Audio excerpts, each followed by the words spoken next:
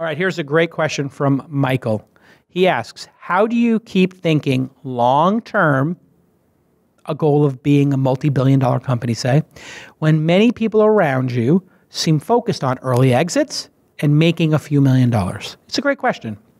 We've seen this over and over again in Silicon Valley.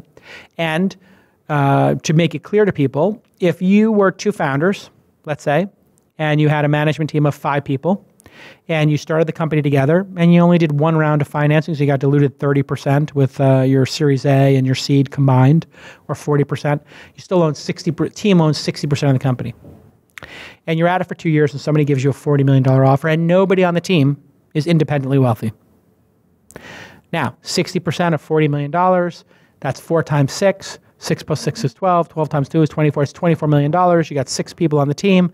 Everybody's going to make, maybe the top people are making 3 or 4 million. Maybe the bottom people are making $1 million or 2. But since everybody's broke, it basically means the difference between owning a house and going on great vacations and taking a couple of years off or not. So this becomes life-changing money. And okay, $40 million. If I'm going to make $3 million for 2 years of work, that sounds pretty good to me. In fact, when we sold Weblogs Inc., we got an offer for $30 million, 18 months after starting it, and we took the money. Back then, when we sold Weblogs Inc., Engadget, Autoblog, Joystick, there wasn't this concept of a secondary market. What is a secondary market? A secondary market means that investors can buy shares from shareholders in a company to give them liquidity. What's liquidity? It's the ability to sell shares in private companies. So almost universally, the successful companies out there, whether it's Uber or SpaceX, have started to talk publicly about offering liquidity to their earliest employees, knowing that people from years 1, 2, 3, in years 4, 5, and 6 will be fully vested. They've been working there 5 or 6 years. Maybe they've got a spouse, maybe they've got a kid, and they're saying, hey, you worked at SpaceX for 5 years. My God, you've been grinding away at Airbnb for 6 years. Oh my God, you've been at Uber for 7 years, whatever it is. Can't we buy an apartment? I mean, on paper, we're worth $2 million. On paper, we're worth $10 million. Can't we just pay for private school? Why do we have to be under this pressure? Now those companies are starting to say, sure, we'll let you sell in an orderly fashion up to 10% of your shares, up to 20% of your shares. It's changed everything in the Valley. So if you are the leader or one of the leaders of this team and you want everybody to think long-term, there are some fundamental things you can put in place with your board and with corporate governance that will ease this transition to a long-term thinking company. The first is to set up a 5-year option plan with a year or 2-year vesting, year or 2 year to execute your shares. So what that means is vesting. If I offered you 10,000 shares and you were going to get them over 4 years, you would get 2,500 shares a year or roughly 200 shares per month. You would be vesting those over 4 years. What some companies have done, I think Snapchat is one of them, but I don't know the exact terms of it, but I heard this. They have a 5-year vest and they wait. Year 1, you get 10%, so it's not 20% a year. Year 1, you get 10. Year 2, you get 15. Year 3, you hit 20. And then in year 5, you get 30 or something, right? So it's weighted for people who stick around longer. So that's a way to incentivize long-term thinking. In addition to that, saying, hey, and if you leave the company, you don't have to come up with the money immediately in 30 days to buy your shares, because you have to buy those shares, even though they're private, some execution price.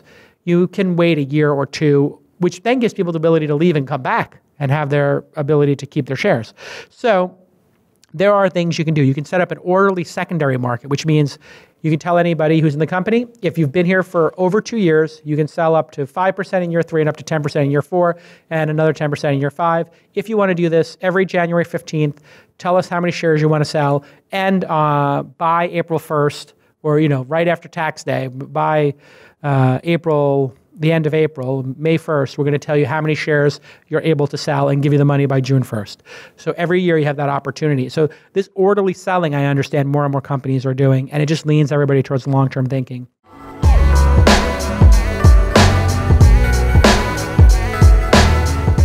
Hey everybody, I want to tell you about a brand new service called Upside.com. My assistant Jess has been using it here, and it is awesome. You go to Upside.com and you book your hotel and your flight together, and they give you an Amazon gift card for between $100 and $300. Yes, if you are booking your hotel and your airline ticket together, your flight and your hotel together, that saves a lot of money for you, and they pass that along in the form of an Amazon gift card. If you're a frequent biz traveler, your company saves a bunch of money, and You can get thousands of dollars a year just by buying your air and hotel together at Upside.com.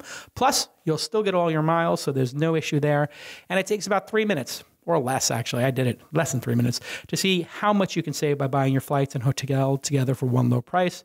So here is your call to action. Please go to Upside.com and enter the promo code TWIST, and you will get at least a $100 Amazon gift card for free for your first trip. It is a no-brainer. Save big on travel and get a big gift card every trip. That call to action, one more time, go to Upside.com and use the promo code TWIST. It's great to have you as a partner on the podcast. Thanks a lot to Upside for supporting independent media like This Week in Startups. Okay, speaking of which, let's get back to this amazing episode.